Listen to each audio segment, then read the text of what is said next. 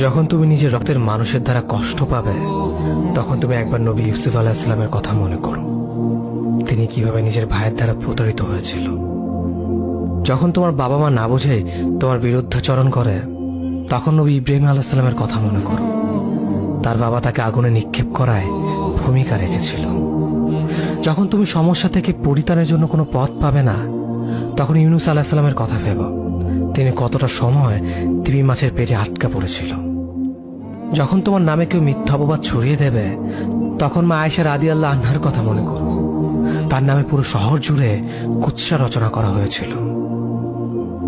যখন তুমি অসুস্থ ব্যথার যন্ত্রণায় কাতরাতে থাকো, তখন নবী আইয়ুব আলাইহিস সালামের কথা ভেবো।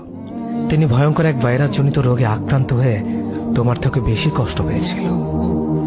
যখন তুমি দিনের কোনো বিধান নীতিতে যুক্তি খুঁজে পাও না, তখন নবী নূহ আলাইহিস সালামের কথা ভেবো। তিনি কোনো প্রশ্ন ছাড়াই মরুভূমিতে নৌকা তৈরি করেছিল।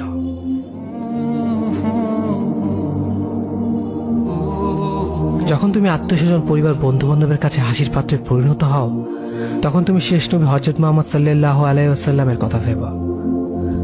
রাসূল সাল্লাল্লাহু আলাইহি ওয়াসাল্লাম বলেছিলেন, সবচেয়ে বড় পরীক্ষা দিয়ে সব থেকে বড় পুরস্কার আসে। যখন আল্লাহ কাউকে ভালোবাসেন, তখন তাকে পরীক্ষা করেন, এবং যে এই পরীক্ষাগুলো মেনে নেয়, সে আল্লাহর সন্তুষ্টি অর্জন করে। আর যে অভিযোগ করে, সে তার ক্রোধের পাত্র হয়।